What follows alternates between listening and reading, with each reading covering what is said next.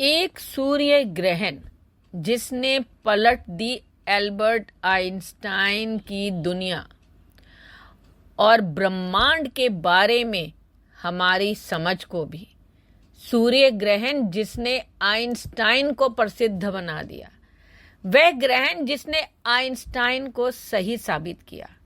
नमस्कार दोस्तों, मेरे चैनल पर आने के लिए आपका स्वागत है। आज इस वीडियो में मैं 1919 में आए एक सूर्य ग्रहण की बात करूंगी, जिसने आइंस्टाइन के सिद्धांतों का स्पष्टीकरण कर दिया।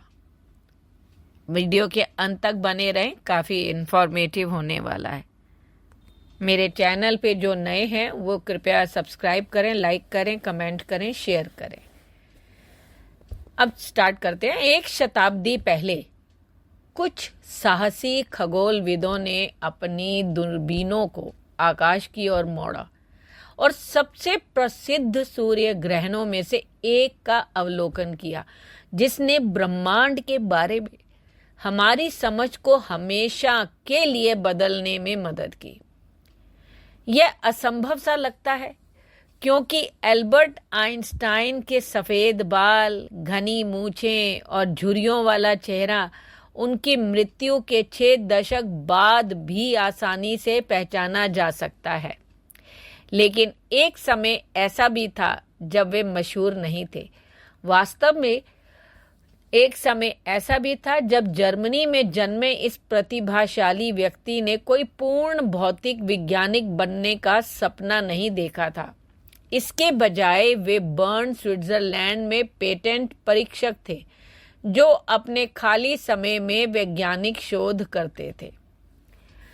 एल्बर्ट आइंस्टाइन ने युवावस्था में ही महानता के दरवाजे पर दस्तक दे दी थी। 1905 में आइंस्टाइन ने चार ऐतिहासिक रिसर्च पेपर प्रकाशित किए। ये 4 रिसर्च पेपर आगे चलकर आधुनिक भौतिकी का आधार बने। 1915 में आइंस्टाइन ने सामान्य सापेक्षता का सिद्धांत दिया। हालांकि तब तक आइंस्टाइन को विज्ञान के क्षेत्र से बाहर कम ही लोग जानते थे। फिर मई 1919 आया और एक सूर्य ग्रहण ने आइंस्टाइन का नाम पूरी दुनिया में फैला दिया। एक ही झटके में आइंस्टाइन की गिनती इतिहास के महानतम वैज्ञानिकों में होने लगी थी। एल्बर्ट आइंस्टाइन की उम्र 4 या 5 साल रही होगी जब पिता ने उनको एक छोटा सा कंपास दिखाया। आइंस्टाइन कंपास के कांटे को इधर उधर जाता देख सोच में पड़ गए। वह कौन सी अदृश्य ताकत है जो कांटे को इधर से उधर ले जा रही है? जिज्ञासा की कोंपलों में फूटा वह सवाल आइंस्टाइन के लिए पूरी जिंदगी का सफर बन गया। ब्रह्मांड को समझना आइंस्टाइन के लिए अमर पहेली बन गया। वह सूर्य ग्रहण 29 मई 1919 को पड़ा था।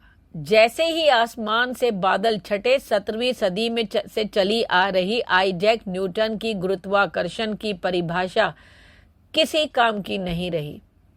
सूर्य और चंद्रमा एक सीध में आए और ग्रहण लगा। तब तक जितने तारों की जानकारी थी, उनकी तस्वीरों ने इस बात की पुष्टि कर दी थी जिसकी भविष्यवाणी आइंस्टाइन ने सापेक्षता के सामान्य सिद्धांत में कर चुके थे। वह भविष्यवाणी थी कि सूर्य का गुरुत्वाकर्षण एक लेंस की तरह कार्य करता है, जो दूर स्थित तारों से आने वाले प्रकाश को विक्षेपित यानी डिफ्लेक्ट कर देता है, जिससे वे कई जगहों पर दिखाई देने लग जाते हैं। अगले कुछ महीनों के भीतर एल्बर्ट आइंस्टाइन का नाम दुनिया भर में फैल गया। 7 नवंबर 1919 को द टाइम्स ऑफ लंदन ने खबर छापी, विज्ञान में क्रांति, ब्रह्मांड का नया सिद्धांत, न्यूटोनियन विचारों को उखाड़ फेंका गया। उसके बाद तो मीडिया में आइंस्टाइन को लेकर रातों रात ऐसी दिलचस्पी जगी कि वह दुनिया के सबसे मशहूर वैज्ञानिक बन गए। आने वाले कुछ सालों में आइंस्टाइन के सिद्धांतों ने भौतिक विज्ञान को नई दिशा दी।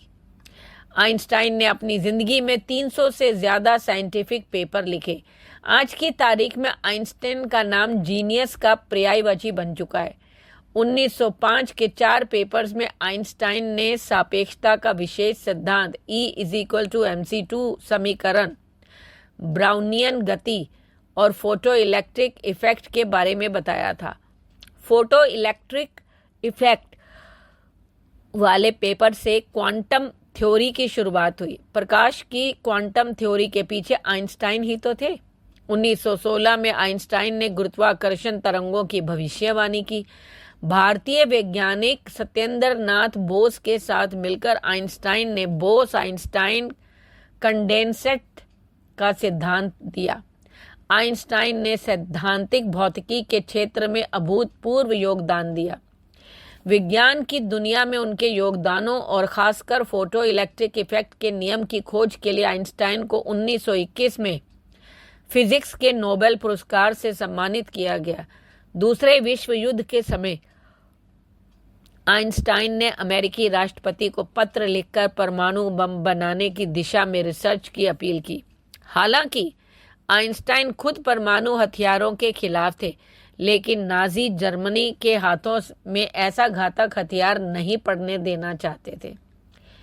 आइंस्टाइन ने जिंदगी के आखिरी साल अमेरिका में गुजारे। 18 अप्रैल 1955 को आइंस्टाइन ने दुनिया को अलविदा कह दिया। 1999 में दुनिया भर के 130 शीर्ष भौतिक वैज्ञानिकों ने एल्बर्ट आइंस्टाइन को अब तक का सबसे महान भौतिक विज्ञानी माना था। आपकी क्या प्रतिक्रिया है? कृपया कमेंट करके बताएं। धन्यवाद।